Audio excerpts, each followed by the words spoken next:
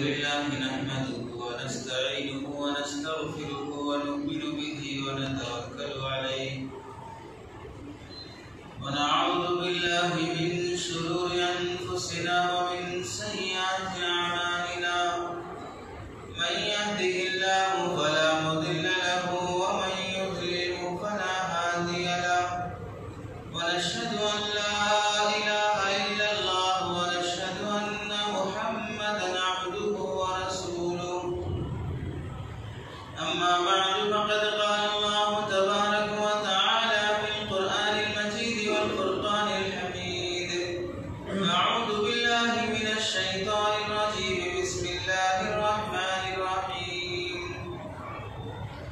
كلوا واشربوا ولا تسرفوا إنه لا يحب المسرفين وقال النبي صلى الله عليه وسلم نعمتان مغبون فيهما كثير من الناس الصحة والفراغ أو كما قال النبي صلى الله عليه وسلم اللهم صل على سيدنا محمد وعلى آل سيدنا محمد وبارك وسلم اللهم صل على سيدنا محمد وعلى آل سيدنا محمد وبارك وسلم اللهم صل على سيدنا محمد وعلى آل سيدنا محمد وبارك وسلم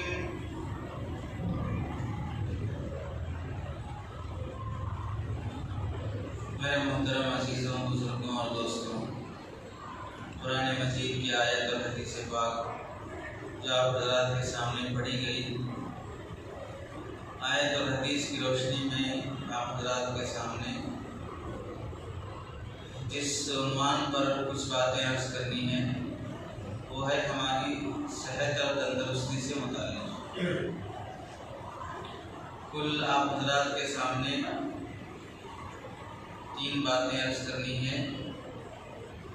پہلی بات یہ ذہن میں بٹھا لیں کہ حالات ہر وقت ایک طرح کے نہیں ہوتے ہیں۔ ترقی اور تنزلی، اچھا اور برا، صحت اور بیماری، دولت اور غربت، یہ سب چیزیں انسان کے ساتھ لگی ہوئی ہیں۔ ہماری زندگی اور ہماری پیدا ہونے اور ہمارے مرنے کا جو طریقہ اللہ نے رکھا ہے اس میں ہی غور کر لیں کہ ہمارے اندر خود کتنی تبدیلیاں آتی ہیں۔ ایک انسان پیدا ہونے سے لے کے مرنے تک جسمانی اعتبار سے کتنا بدلتا ہے۔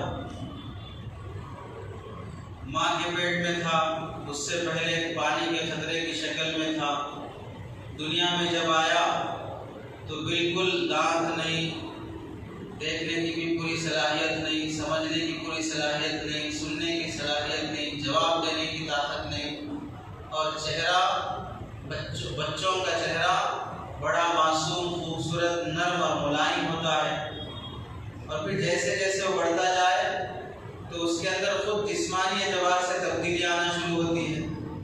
زبان بھی چلتی ہے، دانت بھی آتے ہیں، سننا بولنا بھی شروع ہوتا ہے۔ پھر اور بڑا ہوتا ہے تو موچ بھی آنے شروع ہوتے ہیں، آدمی کی آواز بھی بدلنا شروع ہوتی ہے، آدمی کا چلن اور چال ڈھال بھی بدلتی ہے۔ کچھ اور بڑا ہوتا ہے تو آدمی کی داڑھی، بال، ناخن سب کچھ اس طرح بڑے ہو جاتے ہیں کہ اب اس جوان کو اور اس بچے کو دونوں کی فوٹو اگر بازو رکھ کے دیکھی جائے تو خود اس کو پہچاننا مشکل ہوگا کہ یہ میرا بچپنا ہے۔ بچپن کی جو باتیں بچہ کرتا ہے اسے اگر ریکارڈ کر کے اسے بڑا ہونے کے بعد سنایا جائے وہ یقین نہیں کرے گا کہ بچپن میں ایسی دبلی زبان سے بولتا تھا۔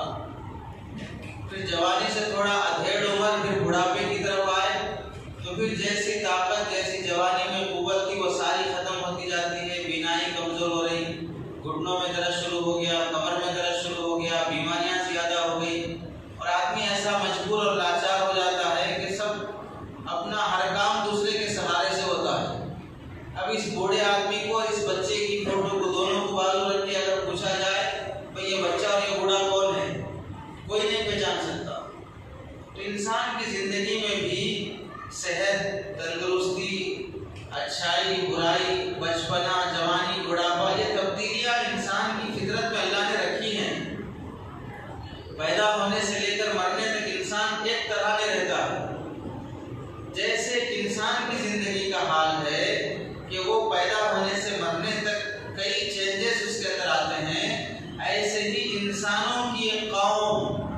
انسانوں کی ایک جماعت، انسانوں کا ایک قبیلہ، انسانوں کی ایک پوری عوام، ایک پورا ملک، ایک پورا دیش بھی جیسا بچہ بدلتا ہے جوانی بڑھاپے میں، ایسا ہی قومیں بھی جوانی بڑھاپے میں بدلتی ہیں۔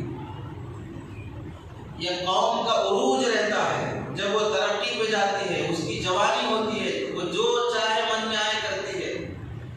جیسے آج کل کے جوان ماں باپ کی نہیں سننا، بڑوں کی نہیں سننا، ادب احترام نہیں، اپنی ہسٹری خود نہیں معلوم ہے کہ مسلمانوں کی زندگی کیسے گزری ہے، ہم کیسے شان و شوکت والے تھے، وہ ساری دولتیں، وہ ساری نعمتیں، وہ ساری شان و شوکت کس وجہ سے ہماری زندگیوں سے چھن گئی، ختم ہو گئی، کسی کو تاریخ معلوم نہیں ہے۔ جو تاریخ کتابوں میں انگریزی اور تیلگو میں اسکولوں میں پڑھائی جاتی ہے بس وہ معلوم ہے، اور پوری کی پوری جھوٹی تاریخ۔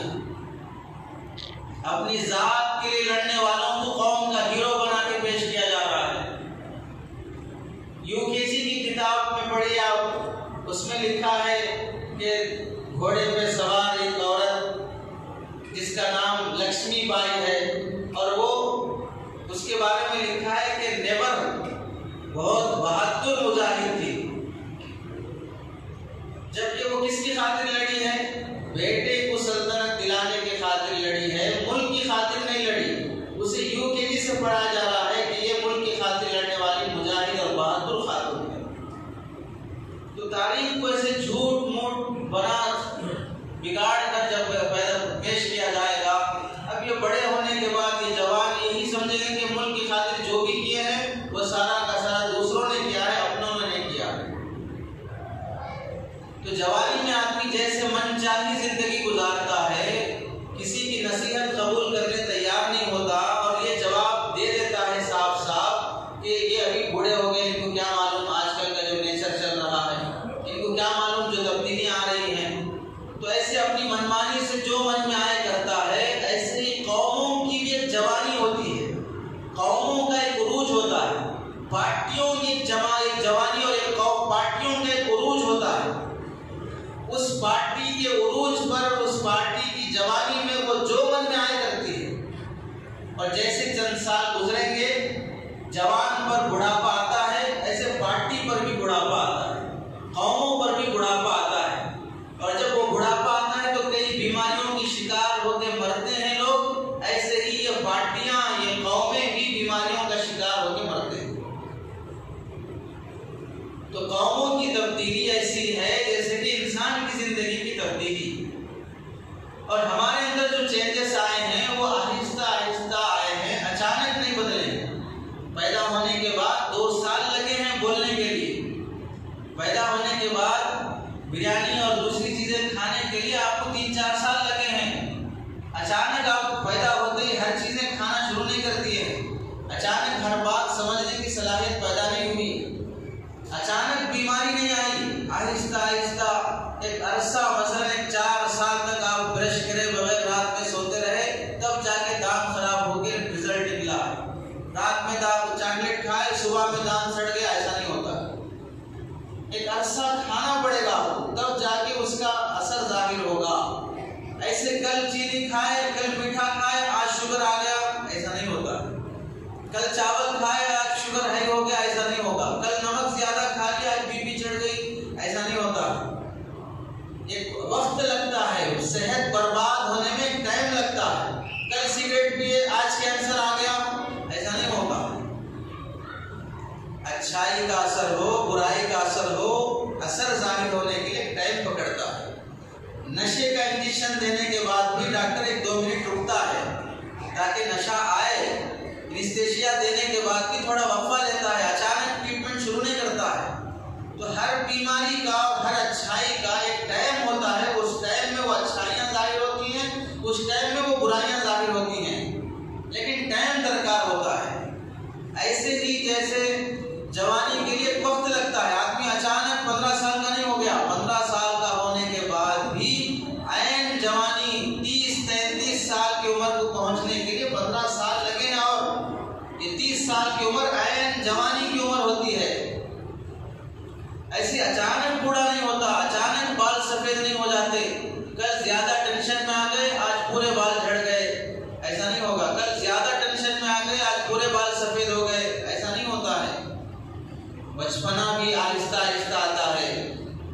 بھی آہستہ آہستہ آتی ہے، بڑھاپا بھی آہستہ آہستہ آتا ہے، اور پتہ نہیں چلتا کب جوان ہوا کب بوڑھا ہوا۔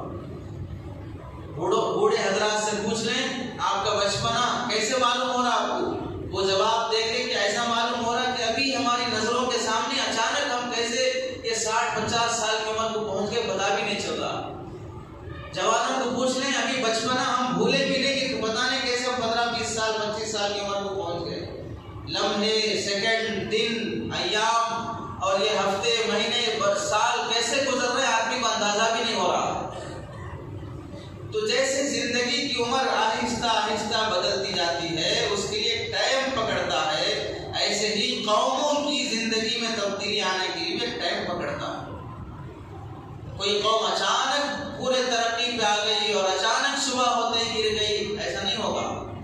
اب اگر کوئی پارٹی بڑے زوروں پہ چل رہی ہے تو مطلب یہ کہ ایک وقت اسے بھی لگا ہے یہاں تک پہنچنے میں، ایک محنت اس نے کی ہے یہاں تک پہنچنے میں۔ جیسے کہ کوئی ورزش کرنے والا نوجوان اپنی باڈی بنا رہا ہے جم جا کے، تو آج جا کے 100 ڈپس مارا، 100 ویٹ کیا، اور اس کے بعد ایک 10-15 ڈمبلز اٹھایا، اس کے بعد کل سے دیکھو بالکل وہ ایسا باڈی گارڈ بن کے آ رہا ہے کہ بالکل کٹس نکلے ہوئے ہیں، 6 پیاس بنے ہوئے ہیں، فلاں ہے۔ ایسا نہیں ہوتا ہے۔ 6 مہینے، 1 سال، 2 سال آدمی محنت کم کرتا ہے، پاؤڈر زیادہ کھاتا ہے۔ محنت کم کرے گا، پاؤڈر زیادہ کھائے گا تاکہ جلدی سے رزلٹ نکلے، خواہ اس پاؤڈر کی وجہ سے اسے بیماری میں پڑنا پڑے، اسے کینسر ہونا پڑے، دوسری بیماریاں، لا اولاد ہونے کی بیماری شروع ہونا پڑے۔ لیکن نوجوانوں کو جو دماغ جو ہٹا ہوا ہے، صحت بنانا کس کو کہتے ہیں وہ نہیں معلوم، جم جانے کو صحت سمجھ لیا۔ تو ہر کام رزلٹ لانے کے لیے محنت اور وقت درکار ہوتا ہے۔ اس کی سیدھی مثال، ہم دنیا میں آنے کے لیے بھی 9 مہینے ٹائم لیے ہیں، جلدی ہمارا بھی رزلٹ نہیں آیا۔ یوں ماں باپ کی شادی ہوئی اور صبح دیکھے گھر میں آ گیا کھلونا، ایسا نہیں ہوا ہے۔ تو قوموں کی ترقی اور تبدیلی کے لیے بھی ایک ٹائم ہوتا ہے۔ اب اگر کوئی قوم عروج پر ہے، منمانی کر رہی ہے، کسی کی نہیں سن رہی ہے، اپنی انا کا مسئلہ بنا کے چل رہی ہے، سی اے اور NRC کے بارے میں احتجاجات، مظاہرے، بیانات، تحریریں، نیوز اور سوشل میڈیا کے ذریعے سے اپنے پرائے سب لوگ اس ملک کے باہر کے سب پارلیمنٹوں میں، اقوام متحدہ میں اور اسلامی سلطنتوں میں ہر جگہ سے آوازیں اٹھ رہی ہیں، پھر بھی اپنی انا مرغی کی ایک ٹانگ میں اگر اڑا ہوا ہے تو یہ اس کی جوانی کا غرور ہے، اس کی جوانی کا غرور ہے۔ ایک عرصہ، ایک محنت، ایک لمبا وقفہ لینے کے بعد یہ یہاں پہنچا ہے۔ 100 سال سے محنت کرتے کرتے ہر ڈپارٹمنٹ میں اپنے ذہن کے لوگوں کو گھسا کر ان کو سیٹ دلا کر اور جمہوریت اور سیکولر ذہن کے لوگوں کو ہٹا کر اقلیتوں کو پیچھے کر کے اپنے ذہن کے لوگوں کو آگے کر کے تمام سرکاری شعبوں پر قبضہ کر کے تمام ایک MLA کو 200 کروڑوں میں خرید کر آدمی جب کسی عہدے کو اور کسی پارٹی کو بنایا ہے تو ہمارے چند دن کے احتجاجات اور مظاہروں اور سڑکوں پہ نکلنے سے وہ پیچھے ہٹنے والا نہیں ہے۔ اس نے جتنی محنت کی ہے یہاں تک پہنچنے میں، آپ کو مقابلے کے لیے اکھاڑے میں آنے سے پہلے ویسی محنت کر کے آنا پڑے گا۔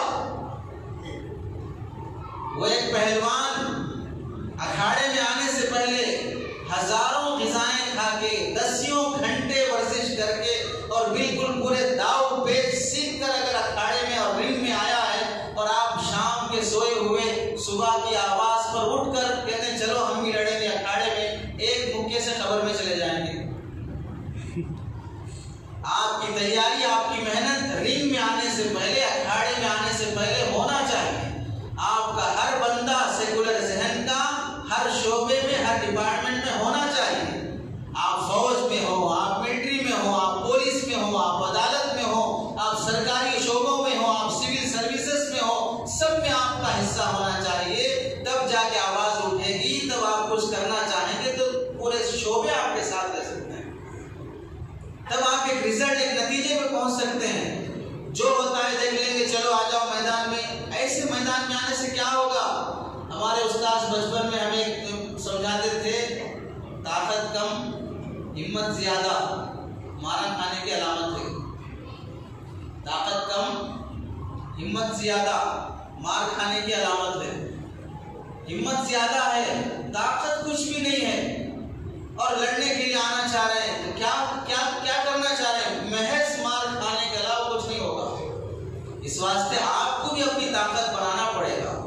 آپ بھی جنگ کرنے کے لیے جس طریقے کی جنگ ہو اس طریقے کی تیاری کرنا ہوگا. صحابہ کے زمانے میں تلوار سے، نیزے اور بھالے سے اور دوسری گھوڑوں پہ سوار ہو کے لڑتے تھے. وہ اس زمانے کی تیاری تھی اور اس زمانے کی تیاری قانونی جنگ لڑی جا رہی ہے. تو آپ کو قانون جاننا ہوگا، قانون کا حصے دار بننا ہوگا.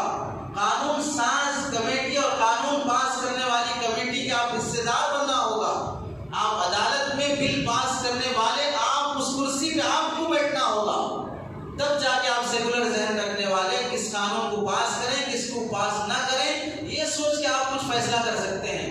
بالکل چٹی پہنا ہوا ہے اور اسے اٹھا کے بٹھا دیے کرسی پہ، کوئی قانون نہیں جانتا اور بالکل گرا پڑا ہوا، بس جو بولے سر آنکھیں تسلیم، سر جھکا کے سائن کر رہا ہے کہ کیا لکھا میٹر وہ بھی پڑھنے کی توفیق نہیں ہو رہی ہے. ایسا بندہ اگر اسے بٹھایا جائے قانون کی بل پاس کرنے کے لیے تو پھر آپ کیا امید لگائیں گے؟ یہ سوچ کے دستخط کرے گا، یہ پڑھ کے سائن کرے گا. تو قوموں کا عروج ایسے ہی نہیں ہوتا ہے، وہ ایک لمبا وقت لگتا ہے. ایسی کوئی پارٹی اگر دندناتی ہوئی مارکیٹ میں آئی ہے تو پھر وہ بھی ایک عرصہ محنت کی ہے، 100 سال کی اس کی محنت ہے، اس کے بعد وہ مارکیٹ میں آئی ہے. اور یہ بھی یاد رکھیں ایک آدمی 100 سال سے محنت کر کے اس کے ہزاروں لاکھوں لوگ گھروں کو چھوڑ کے، بیوی بچوں کو چھوڑ کے، بیوی ہے تو بھی چھوڑ دینا. اگر عہدے پہ ہیں، عہدے پہ پہنچنا چاہ رہے ہیں تو بیوی ہی نہیں کرنا، شادی ہی نہیں کرنا. ایک اہم ان کا ایک مجاہدہ یہ بنا لیا گیا کہ بھئی جو بیوی رکھے گا اسے اہم عہدہ نہیں ملے گا. عہدہ پانا ہے تو آپ کو بیوی چھوڑنا ہوگا، بچے گھر بار چھوڑنے ہوں گے. پھر جا کے آپ کسی بھاشن میں یہ پھینک سکتے ہیں میں نے دیش کی خاطر اپنا پریوار چھوڑا ہے، تب یہ پھینک سکتے ہیں آپ، جیسا کہ پھینکا ہے کسی صاحب نے. تو آدمی ایک مجاہدے سے آتا ہے عہدے پر، ایک محنت سے آتا ہے. اور آج ہم لوگ مذہب کی خاطر، ملک کی خاطر، اپنے محلے کی خاطر، بستی کی خاطر کیا چھوڑنے کے لیے تیار ہے؟ اپنا گھر چھوڑنے تیار نہیں، اپنا بزنس چھوڑنے تیار نہیں. فلاں جگہ ریلی نکل رہی ہے، 2 گھنٹے کے لیے آپ دکان بند کر کے جائیے، نہیں وہ کرنے دیجیے.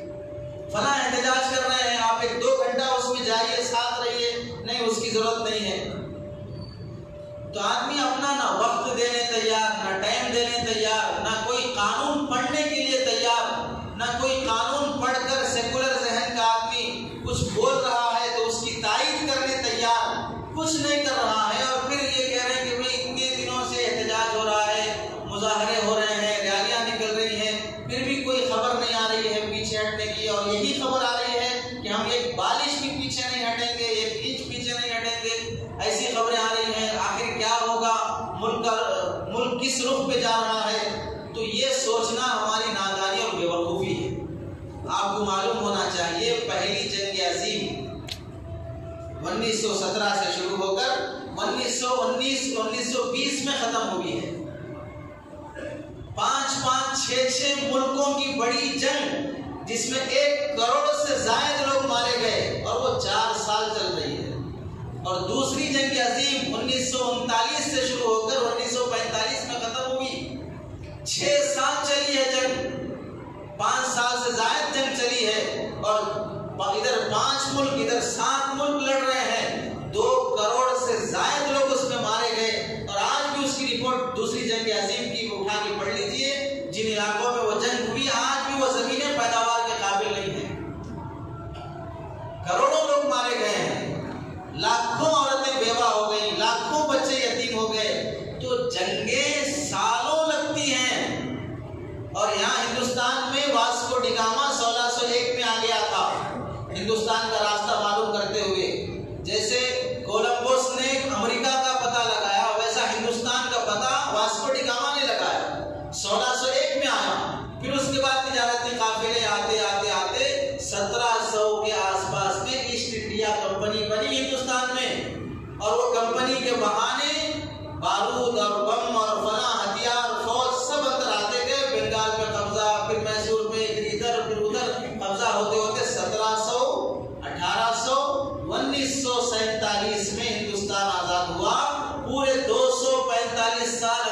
یہاں پر رہا تو کیا ایسے ہی بڑے امن اور شانتی کے ساتھ رہا؟ صرف ایک بادشاہ ٹیپو سلطان میسور کے بادشاہ سے 4 بڑی بڑی جنگیں ہوئی،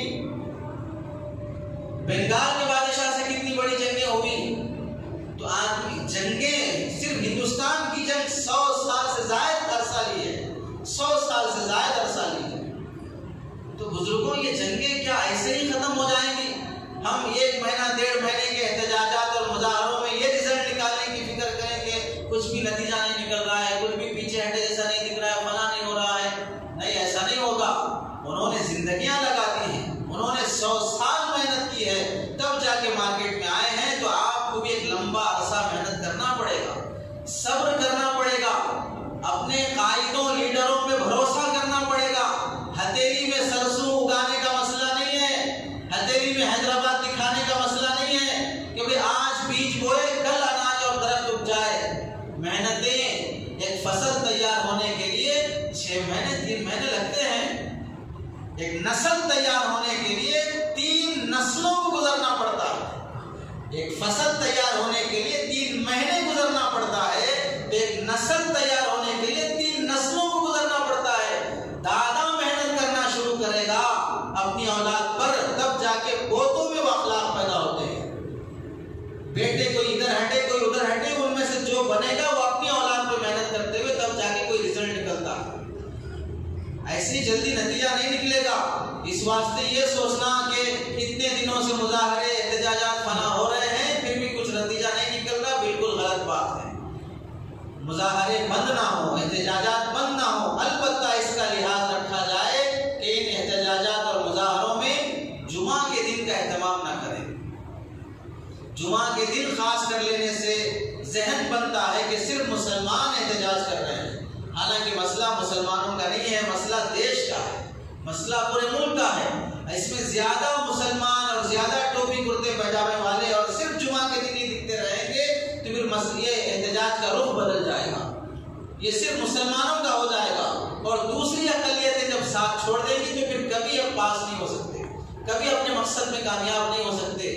مسلمان تو مسلمان، گاندھی کو بھی اتنی عقل تھی کہ دیش کی آزادی کے وقت اس نے اور ہمارے اکابر نے ہر دیش واسی کو لے کر، ہر شہری کو لے کر، خواہ وہ کسی بھی مذہب کا ہو، ایک جٹ کیا، ایک ساتھ کیا، تب جا کے انگریز کے مقابلے میں کھڑے ہوئے، پھر ملک آزاد ہوا۔ کوئی ایک اقلیت، کوئی ایک جماعت، ایک پارٹی کسی بڑے مسئلے کو اور خاص طور سے حکومت میں جس کے ہاتھ میں حکومت ہے اس سے جنگ نہیں کر سکتی۔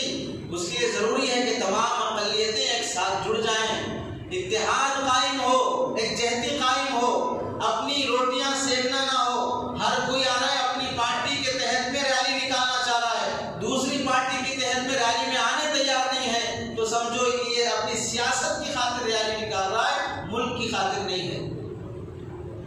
ارے جب ملک رہے گا تو تمہاری پارٹی رہے گی، جب ملک ہی نہیں رہے گا تو تمہاری پارٹی کیا خاک رہے گی یہاں پر۔ جب ملک رہے گا تو تمہاری مسجدیں، تمہارے مدرسے، تمہارے خانقاہیں، تمہارے مراکز، تمہارے اسکول کالج، تمہارے گھر خود تم رہو گے۔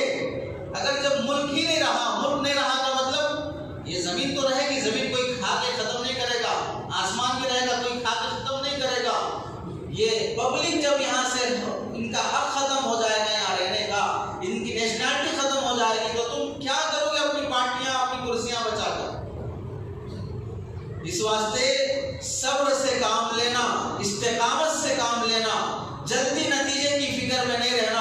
اور جو آدمی، فقہ کا مسئلہ بھی ہے، باپ کے مرنے کے بعد باپ کی پراپرٹی اولاد کو ملتی ہے، لیکن بیٹا یہ سوچے کہ میرے کو تو پراپرٹی ملنا ہی ہے تو کیوں میں انتظار کروں، چلو تھوڑا جلدی ہی والد کا پہنچانے کا انتظام کر دیتا ہوں، ڈاکٹر صاحب کو بولتا ہوں کہ کچھ میں دعا کر رہا ہوں آپ کام کیجیے۔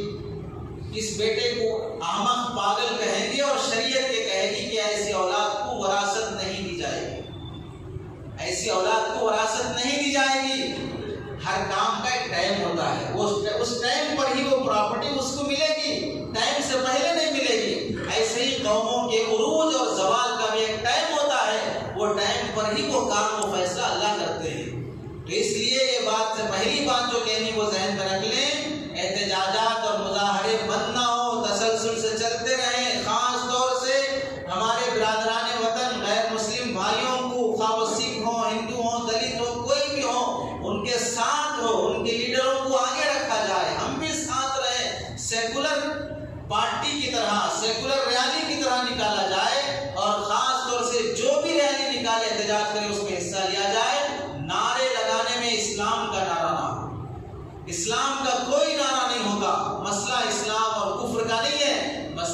دیش کا ہے، سیکولر ملک کا ہے، ایسے نعرے نہ ہو جس کی وجہ سے ہمارے برادران وطن غیر مسلم بھائی کو ٹھیس پہنچے، مذہبی نعرہ نہ ہو، مذہبی شبی نہ ہو، اور ان میں بیانات ایسے نہ ہو کہ یہ دیش مسلمانوں کا ہے، ہندو یہاں سے جائیں، ایسا نہیں، یہ دیش سب کا ہے، مسلمانوں کا بھی ہے، ہندوؤں کا بھی ہے، سب کا ہے، سب کو رہنے کا حق ہے، یہ صرف دوستوں کا نہیں دشمنوں کا بھی دیش ہے۔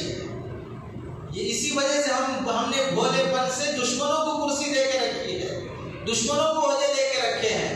تو بزرگوں احتجاجات بند نہ ہو، اور دشمن کی جو پلاننگ چل رہی ہے کہ مس کال کرو 888862888862 فلاں نمبر پہ، بس آپ حمایت کرنے والے ہو جائیں گے، یہ ایسی مکاری چل رہی ہے کہ اسکولوں میں جا رہے ہیں، کالجوں میں جا رہے ہیں، پرنسپل کو 10 لاکھ 5 لاکھ پھینک رہے ہیں، اور وہ اپنا ضمیر فروش خبیث غلیظ قسم کا وہ بچوں کو اور بچیوں کو بلا کر ان کے فون سے مس کال لگا رہا ہے۔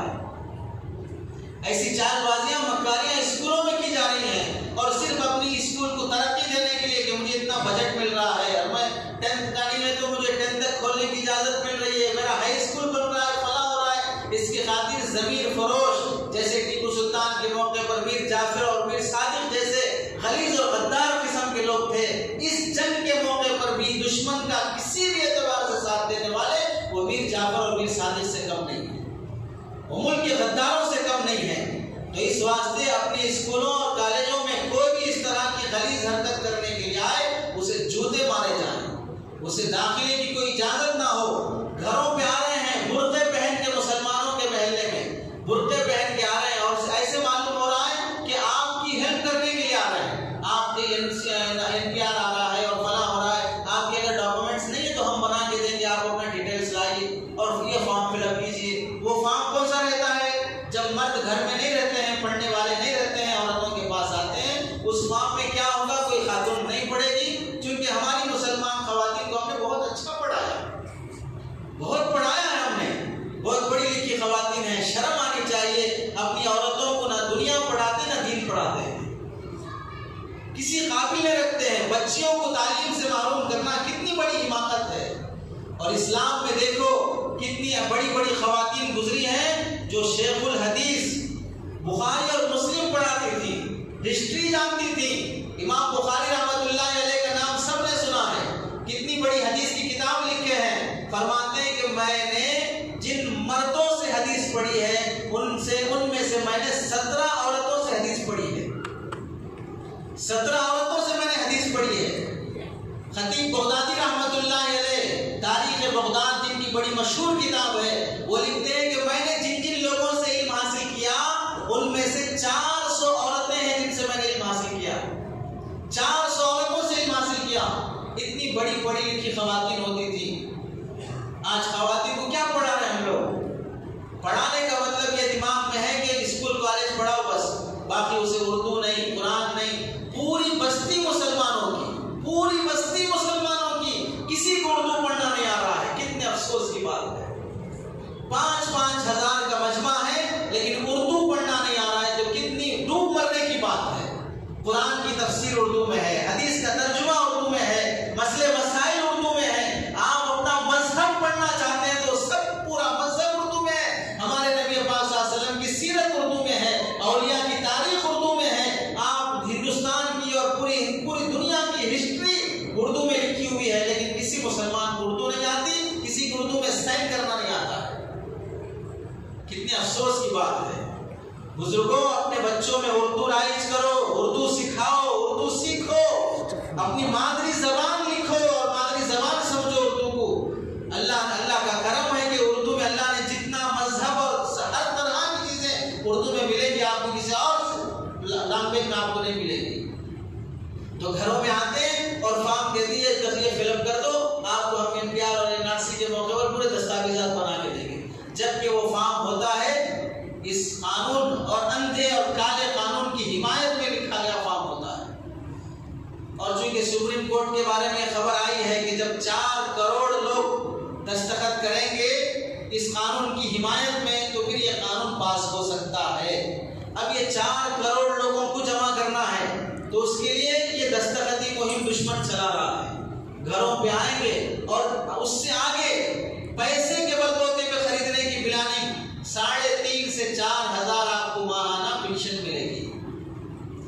گھر میں 5 افراد ہیں 50 ایئر سے اباؤٹ اس سے آگے ہیں 50 سال سے آگے کے ہیں تو پھر آپ کے 4 بندے ہیں 50 سال کے آگے کے تو ماہانہ آپ کو 4000 کے حساب سے 12000 روپے آپ کو مل جائیں گے 16000 روپے آپ کو مل جائیں گے. آپ اس پہ دستخط کر دیجیے اور ہم وعدہ کرتے ہیں کہ ہماری پارٹی آپ کو ہمیشہ یہ 4000 ماہانہ آپ کے اکاؤنٹ میں دیتی رہے گی. اس فارم پہ آپ دستخط کر دیجیے. پیسے کی خاطر اسے بیٹھے بیٹھے جس کے گھر میں ماہانہ 15-16 ہزار روپے آ رہے ہوں تو ایسا ضمیر فروش کیا وہ دستخط نہیں کرے گا؟ تو بزرگوں دشمن کی کسی چال اور مکاری میں حصہ نہیں لینا ہے. ہمارے اکابر علماء اور مسلم قائدین یا سیکولر ذہن کے جتنے بھی لیڈر چاہے ہندو ہوں کوئی اور مذہب کے ہوں وہ ملک کی حفاظت کے خاطر جو کرنے کو کہتے ہیں سوچ سمجھ کے کریں. اور بہت سے مسلمان یہ برتھ سرٹیفکیٹ بنانے کی فکر میں جو بروکروں کے پیچھے پڑ رہے ہیں یہ جو بھی بروکروں سے براہ راست بی سیوا گئے بغیر درمیان میں اگر کسی ایسے بندے کو رکھ رہے ہیں اور ان کے واسطے سے آپ کو اگر سرٹیفکیٹ برتھ سرٹیفکیٹ مل بھی رہی ہے تو وہ فیک سرٹیفکیٹ ہو. آپ معلومات کر لیجیے. آپ براہ راست بی سیوا سے آپ کا رابطہ ہونا ہوگا. بی سیوا سے آپ کے گھر کوئی بندہ آئے گا جیسے پاسپورٹ اپلائی کرنے کے بعد آپ کے گھر کوئی بندہ آتا ہے ایسے ہی برتھ سرٹیفکیٹ جو 1980 سے پہلے پیدا ہوئے ہیں 1980 سے پہلے تک جو پیدا ہوئے ہیں ان کا برتھ سرٹیفکیٹ بننا ہو بلکہ 1990 سے پہلے بھی جو پیدا ہوئے ہیں ان کا برتھ سرٹیفکیٹ بننا ہو تو ان کی برتھ سرٹیفکیٹ کی تحقیق کے لیے بندہ آئے گا تصدیق کرے گا تبھی آپ کی برتھ سرٹیفکیٹ بن سکتی اس سے پہلے نہیں. اگر کوئی حماقت کر کے اپنا پیسہ برباد کرنا چاہے تو اس کی مرضی ہے. اور باقی NRC آئے گا تو کیا کیا ڈاکومنٹس دکھانا ہے کس پاگل نے کہا ہے آپ کو یہ ڈاکومنٹس دکھانا ہے. اب تک کوئی اس کے بارے میں کوئی ڈیٹیلز آئی نہیں ہے. اس سے پہلے اپنے ڈاکومنٹ تیار کرنے کی فکر میں لگے ہیں. بس ہمارے علماء یہ فرماتے ہیں کہ اپنے اپنے جتنے بھی موجودہ دستاویزات اور ڈاکومنٹس ہیں اس میں اسپیلنگ صحیح کر لو بس آگے پیچھے نہ رہے. کامن جو چیزیں ہونا چاہیے وہ تو آپ کے پاس صحیح رہیں. بس یہ کہنا چاہیے یہ کہنا ہے. باقی آپ اس قانون کے آنے سے پہلے ہیبت میں آ کر پریشان ہو کر ایسا کر رہے ہیں 25 کروڑ مسلمان کہاں جائیں گے؟ خاموش رہیں گے. آپ کا کوئی بیٹا آپ کا بھائی آپ کے باپ کو ڈیٹینشن سینٹر میں ڈالا جا رہا ہے آپ کا ضمیر نہیں جاگے گا. آپ مر جائیں گے تو جانے کے لیے ہرگز تیار نہیں ہوں گے. آپ ڈر رہے ہیں اور ڈر کے ابھی سے ہم کہیں وہاں نہ چلے جائیں یہاں نہ چلے جائیں فلاں نہ چلے جائیں. اور اس سے آگے دشمن کی جو پلاننگ ہو رہی ہے وہ یہ پلاننگ ہو رہی ہے. اب تک تو اسکولوں کا نظام یہ تھا کہ 5 کلاس کے بعد سے لے کر گورنمنٹ کا جو نصاب ہوگا وہ پڑھانا ہے اسکولوں میں. لیکن 5 کلاس تک آپ جو چاہے پڑھا سکتے ہیں. لیکن اب یہ قانون پاس ہونے کو ہے کہ 3 کلاس سے ہی گورنمنٹ کی طرف سے جو سلیبس آئے گا وہ آپ کو پڑھانا ہوگا. اور 3 کلاس کے سے ہی جو سلیبس آ رہا ہے اس میں دیوی دیوتاؤں کا بھجن کا اور پورے ہندوؤں کے جو منوسمرتی کی جو باتیں ہیں وہ ساری باتیں اس میں رکھی گئی ہیں. جب 3 سال کی کلاس سے 5 سال 6 سال کی عمر کا بچہ وہ بھجن اور دیوی دیوتاؤں کے قصے کہانیاں پڑھے گا اور 15-20 سال کے بعد بچپن میں جو اسے سکھایا جاتا ہے بڑے ہونے کے بعد وہی اس کے دماغ میں بیٹھتی ہے. تو یہ بچہ چاہے ہندوستان میں رہے NRC سے یہ ڈیٹینشن سینٹر میں نہ جائے پھر بھی ہندو بن کے رہے گا. تو اس واسطے اسکولوں میں توجہ دیں. اسکولوں میں اگر ایسا نصاب پڑھایا جا رہا ہو خواہ وہ مسلمانوں کے اسکولوں میں ہو آپ اپنے بچے کو نکال لیجیے. مرنا طے ہے لیکن مسلمان بن کے مرنے کی فکر کرو. ایمان کی حفاظت کے ساتھ مرنے کی فکر کرو. ایمان چلا جائے اس کے بعد خاص زندگی کتنی بھی لمبی ملے اس سے ایسی زندگی سے کوئی فائدہ نہیں ہے. اس واسطے ایسے اسکولوں سے بچائے اپنی اولاد کو جہاں پر ایسی کتابیں ایسا سلیبس داخل کیا گیا ہے جس میں ہماری اولاد ہمارے جیتے جی ہماری گود میں پلنے والی وہ کفر بکنے والی بن جائے وہ اللہ رسول کے خلاف بغاوت کرنے والی بن جائے. یہ سب دشمن کی پلاننگ ہے. اس واسطے اس کا لحاظ رکھا جائے اور ایسے ہی کرنے کے جو کام اس میں یہ بھی ہے ہم نے بار بار عرض کیا ہے کہ بزرگوں غیر مسلموں سے دوستی ان سے تعلقات ان سے رابطہ بیٹی کی شادی بیٹے کی شادی جس طرح مسجد میں ملنے والے مسجد والی جماعت کے ساتھیوں کو فلاں ساتھیوں کو مسلموں کو دعوت دیتے ہو دل کھول کے اپنے محلے کے غیر مسلموں کو بلاؤ. اپنی بیٹیوں کی دعوت میں اپنے بیٹوں کی دعوت میں اپنا عقیقہ کر رہے ہو اپنی دعوتوں میں شریک کرو. سے آ رہے ہیں، عمرے سے آ رہے ہیں، زمزم لا رہے ہیں، کھجور لا رہے ہیں، اہتمام سے غیر مسلموں کو دو زمزم کا پانی اور کھجور، اس کی فضیلت بتاؤ اور اسے سمجھاؤ کہ زمزم کے بارے میں ہمارے سرکار نے فرمایا کہ یہ جس نیت سے پیا جائے گا اللہ وہ مقصد و مراد پوری کرے گا۔ میں میرے بھائی غیر مسلم بھائی سے کہو، میں تجھ سے درخواست کرتا ہوں کہ تو یہ نیت سے پی کہ اللہ تجھے ہدایت دے، اللہ تجھے جنت دے، اس کی نیت سے پی۔ اور جنت میں ایمان کے بغیر نہیں جا سکتے، وہ جنت کی نیت سے پیے گا تو ایمان کے بعد ہی جنت میں جا سکتا ہے۔ زمزم دو انہیں، کھجور دو انہیں، قرآن پیش کرو انہیں۔ مسلمان کہتے ہیں کہ ہم زمزم اتنا برکت والا پانی غیر مسلموں کو کیسے دے سکتے ہیں؟ برکت والا پانی ہے، غیر مسلموں کو کیسے دے سکتے ہیں؟ آپ کون سے بڑے پاک ہیں؟ یہ برکت والا پانی پھر آپ بھی نہیں یوز کرنا چاہیے، پاک پانی پاک لوگ ہی یوز کریں گے۔ آپ رشوت کھا کے، مٹی کر کے، فلاں کر کے، سب کر کے آپ زمزم پی سکتے ہیں، وہ بیچارہ زمزم نہیں پی سکتا۔ کتنی نادانی اور حماقت کی بات ہے۔ قرآن دیتے ہوئے مسلمان کتراتا ہے، قرآن دے گی تو بیعت بھی ہو جائے گی، وہ پاک ہوں گے نہیں پاک ہوں گے، وضو کریں گے نہیں کریں گے، فلاں نہیں ہوگا۔ یہ پاکی ناپاکی کے مسائل آپ کے لیے ہے، غیر مسلم کے لیے کوئی پاکی ناپاکی اسلام میں نہیں ہے۔ اسے آپ عربی قرآن دو، قرآن کا ترجمہ دو، قرآن کی تفسیر دو، اسے درخواست کرو پڑھنے کے لیے، چھوٹے چھوٹے پامفلیٹس بنا کے ان میں تقسیم کرو۔ پارکوں میں چلے جاؤ، جو واکنگ کرنے کے لیے آئے ہیں، آپ کی امانت آپ کے سیوا میں کتاب بنی ہوئی ہے، 1-2 روپے کی آتی ہے، بس 50 کتابیں لے لو، پارک میں چلے جاؤ، چائے کی کیٹلی لے لو، گھومنے والوں کو واکنگ کرنے والوں کو چائے پیش کر دو اور یہ پامفلیٹ تقسیم کر دو، بھائی کبھی فرصت ملے تو پڑھ لینا۔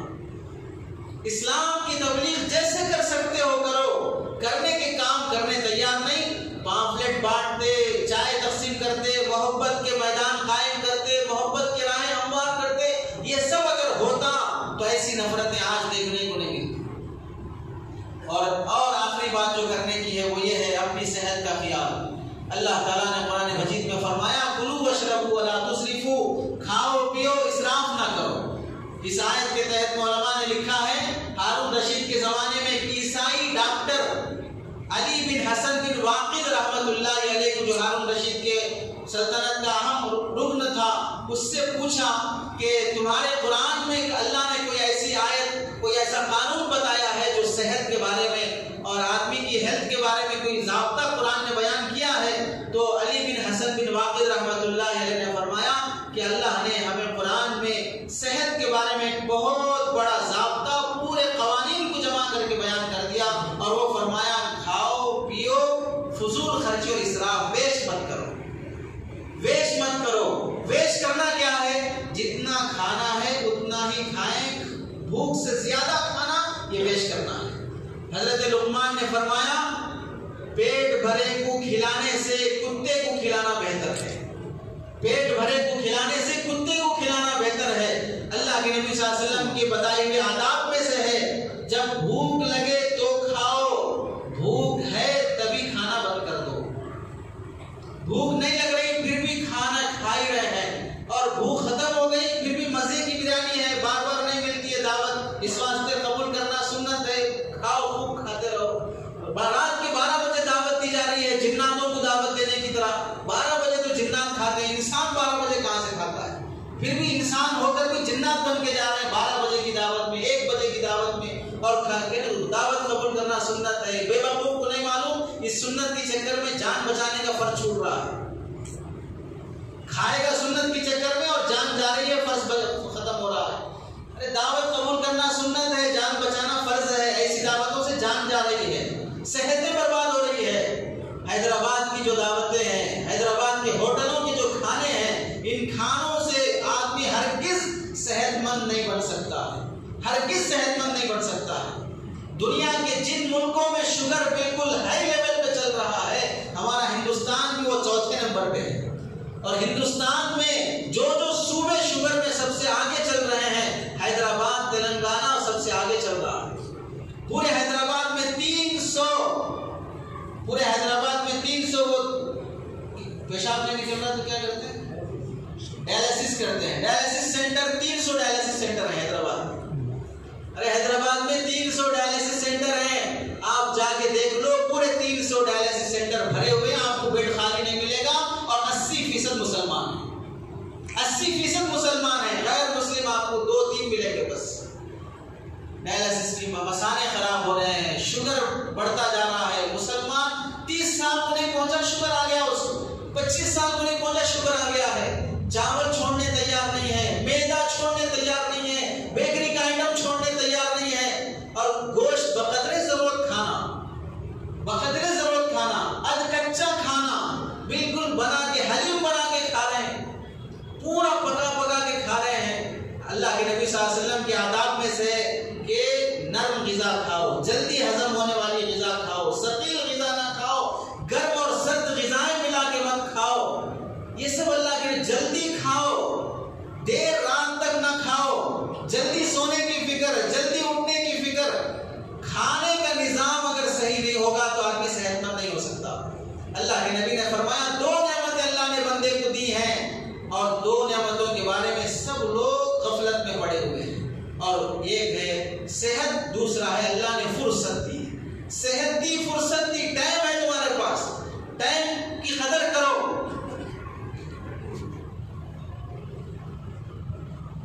ایک ملک کا بادشاہ، غالباً تیونس کا بادشاہ، جسے فیصل ایوارڈ دیا گیا، جن لوگوں کو فیصل ایوارڈ دیا گیا ان کی ایک بار پارٹی رکھی گئی، اس پارٹی میں انہیں دوبارہ اعزازی انعام ملنا تھا۔ ایسے موقع پر اس تیونس کے بادشاہ جسے فیصل ایوارڈ ملا، اس نے 2 منٹ کے لیے ہر فیصل ایوارڈ ملے ہوئے بادشاہ کو، آدمی کو اپنا کچھ انٹروڈکشن دینے کی اجازت تھی کہ کچھ بول سکتے ہیں، تو اس نے 4 سوالات کیے اور کہا کہ جو یہ 4 سوالات کے جوابات دے دے گا میں اسے اپنا فیصل ایوارڈ دے دوں گا۔ کیا ہے پہلا سوال؟ کہ اللہ تعالیٰ نے سب سے پہلی وحی جو امت مسلمہ پہ نازل فرمائی وہ ہے اقرأ باسم ربک الذی خلق، پڑھو اللہ کے نام سے۔ جس امت کو اللہ تعالیٰ پہلا حکم دے رہے ہیں پڑھو، اس امت کا آدھا طبقہ ان پڑھ کیوں ہے؟ اس امت کا آدھا طبقہ ان پڑھ کیوں ہے؟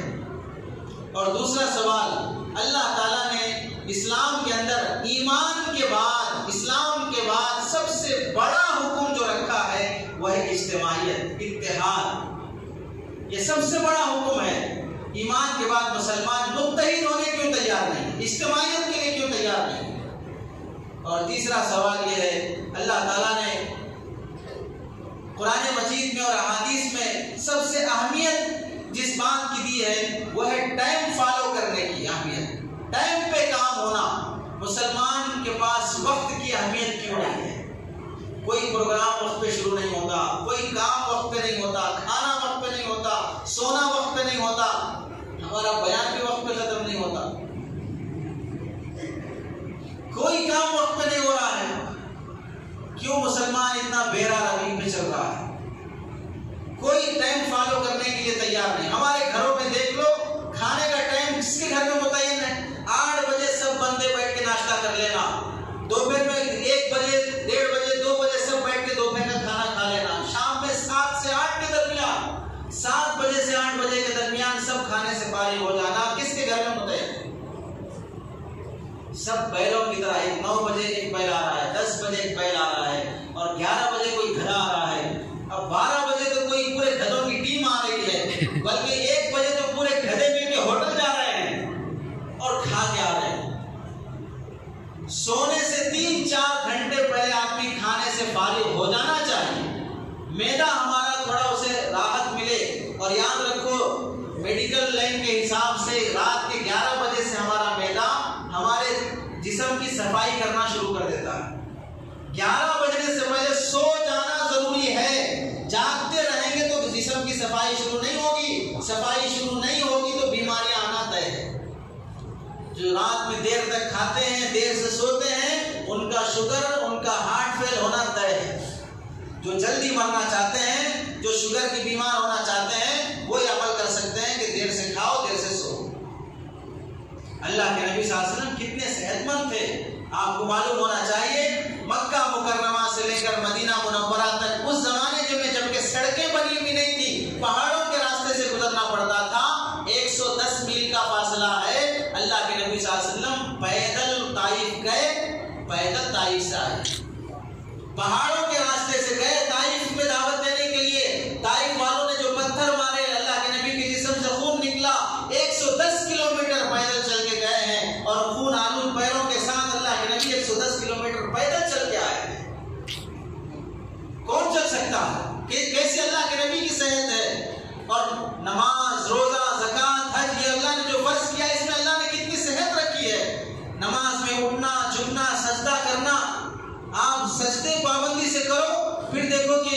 سر کا درد اور آنکھوں کی کمزوری کی بیماری کیوں آتی ہے؟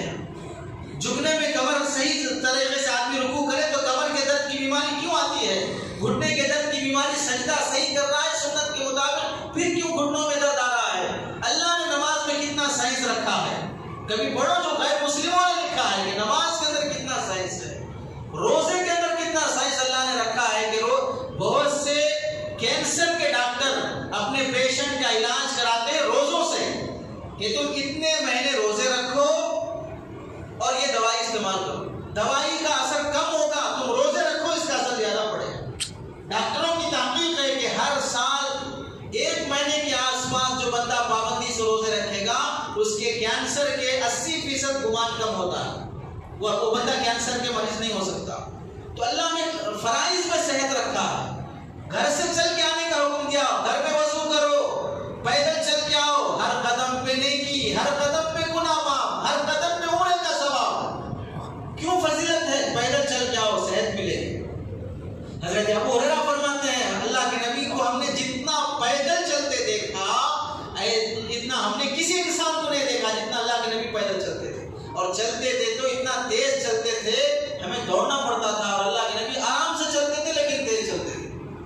اور دنیا میں آپ کو معلوم ہونا چاہیے چائنا جو سب سے زیادہ پبلک والا ملک ہے، وہاں پر دیکھو لوگوں کی عمر 100 سال سے زیادہ رہتی ہے عام طور سے، اور ان کی صحت کے راز میں لکھا ہے، پڑھیے آپ ان کی ہسٹری، کیا پڑھتے ہیں سمجھ میں نہیں آتا، اخبار بھی نہیں پڑھتے ہیں، لکھا ہے 100 سال سے زیادہ ان کی عمر ہوتی ہے، اور سب سے زیادہ صحت کا راز پیدل چلنے میں، چھوٹا کام بڑا کام پیدل چلتے ہیں۔ اور ہم یہاں دیکھو گاڑیوں پہ گاڑیاں، پارکنگ کو جگہ نہیں، ایک بندہ تو کار میں آ رہا ہے مسجد کو، ایک بندہ کار میں آ رہا ہے، ارے تیری وجہ سے کتنا ٹریفک جام ہوگی، پیدل نہیں آ سکتا، صرف دکھا رہا ہے کہ میں اتنا ہوں اتنا ہوں، جبکہ اللہ نے کتنا صحت کا راز پیدل چلنے میں رکھا ہے۔ حضرت عمر رضی اللہ عنہ کے متعلق آتا ہے ایک مرتبہ غزوے سے واپس آ رہے تھے، صحابہ میں ایک مشہور صحابی ہے سلمہ بن اکوع رضی اللہ عنہ، اتنا تیز چلتے تھے، اتنا فاسٹ دوڑتے تھے، اگر کبھی گھوڑے کی اور ان کی دونوں کی ریس رکھی جاتی تو یہ گھوڑے سے بھی فاسٹ بھاگتے تھے، اتنا تیز بھاگتے تھے۔ ایک مرتبہ ایسا ہوا کہ غزوے سے واپس آ رہے تھے، ایک انصاری نوجوان مدینے میں مشہور تھا، تیز بھاگنے میں کوئی اسے پیچھے نہیں کر سکتا تھا، صحابہ سے کہنے لگا اللہ کے نبی بھی ہے اس مجمع میں، ہے تم میں کوئی مجھ سے پنگا لینے والا تو میرے ساتھ دوڑ کے دکھائے۔ یہاں سے مدینہ 10-12 کلومیٹر دور ہے، یہاں سے دوڑنا شروع کریں گے، مدینے میں جا کے رکیں گے، ہے کوئی آؤ مجھ سے پنگا لینے والا۔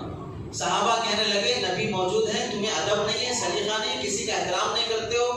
تو اس نوجوان نے کہا میں اللہ کے نبی کے علاوہ کسی کا احترام نہیں کرتا، میں نبی کی عظمت کرتا ہوں، باقی تم میں کوئی میرا مقابلہ کرنے والا ہو تو آ جائے۔ حضرت سلمہ بن اکوع رضی اللہ عنہ آئے اور فرمایا یا رسول اللہ میرے ماں باپ آپ پر قربان، اجازت دیجیے میں پنگا لوں گا، اور آئے اور کہا دوڑ لگائیں گے، اور وہاں سے 10-15 کلومیٹر مدینہ دور ہے، دوڑنا شروع کیے۔ سلمہ بن اکوع رضی اللہ عنہ اس نوجوان سے پہلے مدینہ پہنچ گئے، ایسا تیز دوڑنے والے۔ ایک مرتبہ تو ایسا ہوا کہ مدینے میں چند یہودی آئے اور مسلمانوں کے بکریاں، اونٹ اور ان کا مال لوٹ کر جو شہر کے باہر رکھا ہوا تھا لے کے بھاگ گئے۔ 1-2 گھنٹے کے بعد پتا چلا کہ فلاں لوگ آ کے ہمارے بکریاں فلاں سامان لے کے چلے گئے۔ اب صحابہ اٹھنا، گھوڑے نکالنا، اونٹوں پہ سوار ہونا اور پھر ان کا پیچھا کرنا، وہ 2 گھنٹے 3 گھنٹے ہو گئے نکل کے۔ ان کو معلوم ہوا پیدل ہی دوڑنا شروع کیے، 3 گھنٹے پہلے جو نکل چکا ہے بھاگتے بھاگتے وہ گھوڑوں پہ جا رہے ہیں، یہ پیدل جاتے ہوئے تیر نکال رہے ہیں، حملہ کر رہے ہیں، تیر نکال رہے ہیں، حملہ کر رہے ہیں، یہاں تک کہ وہ اپنے بھی گھوڑے چھوڑ کے بھاگ گئے، اپنا بھی سامان چھوڑ کے بھاگ گئے، اور کہہ رہے ہیں کہ میں سلمہ بن اکوع ہوں، ہے کوئی مجھ سے مقابلہ کرنے والا۔ یہ صحت تھی، پہلوان آ رہا اللہ کے نبی کے پاس اور کہہ رہا ہے تم مجھے پچھاڑ دو میں ایمان لا لوں گا۔ اللہ کے نبی اس پہلوان رکانہ کو اٹھاتے ہیں اور پھر نیچے گراتے ہیں۔ ایک بار ایسا کیسے ہو گیا؟ نہیں، یہ دھوکہ، یہ تم چیٹنگ کیے ہو، دوبارہ کرو، پھر دوبارہ اٹھا کے ڈالتے ہیں، تیسری بار کرتے ہیں۔ اللہ کے نبی جو مسلح پہ کھڑے ہونے والے یا اکھاڑے میں آ کے پہلوان گیری بھی کر رہے ہیں ماشاءاللہ، تو اس میں اللہ کے نبی کیا دکھانا چاہ رہے ہیں؟ مسلمان کتنا صحت مند ہوتا ہے۔ آج دیکھ لو پارکوں میں صبح خراٹے لیتے رہتے ہیں، فجر کے بعد تو ہماری گلی کا کتا بھی نہیں سوتا ہے. شرم آنا چاہیے مسلمان کو جو فجر کے بعد سو رہا ہے. جانوروں کو تک عقل ہے کہ فجر کے بعد سونے کا ٹائم نہیں, رات ہو گئی تو جاگنے کا ٹائم نہیں. جو جانور گلیوں میں گھومتے ہیں رات ہونے کے بعد دیکھو کتنی شرافت سے سو جاتے ہیں. اور ہم جانوروں سے بھی گئے گزرے ہو گئے کہ وہ تو سو رہے ہیں اور ہمیں سونے کا وقت نہیں معلوم, جاگنے کا وقت نہیں معلوم. فجر کے بعد سو پڑا ہے. اور پارکوں میں جا کے دیکھو لوگ صحت بنانے کے لیے 2-2 گھنٹے دوڑ رہے ہیں, واکنگ کر رہے ہیں, رننگ کر رہے ہیں, فلاں کر رہے ہیں. اور مسلمان صرف آپ بول دیجیے ہم میدان میں نکل جائیں گے, کیا کریں گے میدان میں نکل کے؟ شرم آنی چاہیے. بزرگوں اپنی صحت کا خیال کرو, وقت پہ کھانا کھاؤ, صحت مند غذائیں کھاؤ. فاسٹ فوڈ کھانے والا بے وقوف ہے, احمق ہے فاسٹ فوڈ جو استعمال کرتا ہے. صحت کی غذائیں کھاؤ, میدے کی چیزوں سے احتراز کرو, کولڈ ڈرنک سے احتراز کرو, روزانہ ورزش کرو, چہل قدمی کرو, کچھ اٹھ بیٹھ کرو. صحت کے لیے جو ہو سکتا ہے, رسی کھیلو, جم جانے میں احتیاط کرو. اس سے کوئی زیادہ طاقت نہیں بنتی ہے. اس کے علاوہ اس سے بہتر ہے کہ آپ مارشل آرٹ سیکھیں, اس میں آپ کی زیادہ صحت بنے گی. اگر وہ بھی نہیں کرتے تو آخری درجے میں جم ہی جاؤ, کچھ نہ کچھ کرو, لیکن صحت بناؤ, اپنی حفاظت کرو. ورنہ جتنے پچھلے سالوں میں سنے وہ موب لنچنگ میں فلاں مارا گیا, فلاں مارا گیا, فلاں مارا گیا, ادھر تبریز کو مار رہے ہیں, ادھر حافظ جنید کو مار رہے ہیں, ادھر فلاں کو مار رہے ہیں. ارے سب مار ہی کھا رہے ہیں. ارے جب کھانا ہی ہے, مرنا ہی ہے, تو ڈیفینس میں کچھ کر کے مرنا. جب بھی ایسے لوگوں کا ویڈیو آتا ہے تو ایک ڈر پیدا ہو جاتا ہے کہ دیکھو مار رہے ہیں, مار رہے ہیں, مار رہے ہیں. ارے تو ڈیفینس میں کیا کر رہا ہے؟ کیوں اپنے بچاؤ کی فکر نہیں کر رہا؟ ایک چونٹی پر بھی جب ہم حملہ کرتے ہیں وہ بھی کاٹ کے مرتی ہے, وہ بھی کاٹ کے مرتی ہے. چونٹی سے بھی عقل گئی گزری ہے کہ جب مرنا ہے تو ڈیفینس میں کچھ نہیں کر رہا ہے. یہ کب ہوگا؟ جب آدمی صحت بنائے گا, اپنی تندرستی کی فکر کرے گا, وقت پہ کھائے گا, صحیح کھائے گا. یہ سگریٹ پی رہے ہیں, گٹکا کھا رہے ہیں, اور کیرم بورڈ کھیل رہے ہیں, اور ویڈیو گیم کھیل رہے ہیں. گلیوں میں, چبوتروں میں دیکھو کتنے نوجوان, ہر ایک کے ہاتھ میں موبائل ہے اور پب جی کھیل رہا ہے, مومو کھیل رہا ہے, فلاں کھیل رہا ہے. ایسے ماں باپ یاد رکھیں جو اپنے بچوں کو موبائل دے کر یہ گیم کھلا رہے ہیں, اپنے بچوں کی زندگیاں برباد کر رہے ہیں. اور یہ بچے جو موبائل میں گیم کھیل رہے ہیں یہ بہت خطرناک اور اپنا مستقبل برباد کر رہے ہیں, اپنا مستقبل برباد کر رہے ہیں. اسرائیل کی قصے پڑھو, یہودیوں کا جو کیپٹل سٹی ہے, پڑھو ان کے بارے میں, وہ لوگ کیسے اپنے بچوں کی پرورش کرتے ہیں. سگریٹ سلوانا منع ہے ان کے گاؤں میں. کوئی گیم اس طرح کے کمپیوٹرز کے گیم کھیلنا جرم ہے ان کے اسرائیل میں. وہ اپنے بچوں کو نہ سگریٹ, نہ ٹافی, نہ چاکلیٹ, نہ اس طرح کے گیم, کوئی قانوناً جرم ہے, لیکن بنتے وہاں پر, پلاتے ہم کو اور گیم کھلائیں ہم کو. اور یہ مسلمان بے وقوف نادان لاکھوں روپے ہر سال 30 لاکھ لوگ سگریٹ کی بیماری میں مرتے ہیں. یہ سروے رپورٹ ہے, 30 لاکھ لوگ, اور ان میں سے 20 لاکھ مسلمان ہوتے ہیں. کیا بتائیں؟ اس واسطے بزرگوں صحت کی فکر کرو, احتجاجات میں ساتھ حصہ لو اور صبر سے کام لو, جلدی نتیجے کی فکر میں نہ رہو. اپنے بچوں کی ایمان کی حفاظت کی فکر کرو. صحت کی خاطر 5 سال سے 10 سال سے لے کر 60 سال کا آدمی بھی ارادے کرو کہ اپنی صحت بنانے کے لیے فجر کے بعد پارکوں میں دکھو گے, بستروں پہ, گدوں پہ نہیں رہو گے. ارادے کرتے ہیں. اللہ ہم سب کو عمل کی توفیق نصیب فرمائے. آخر دعوانا الحمدللہ.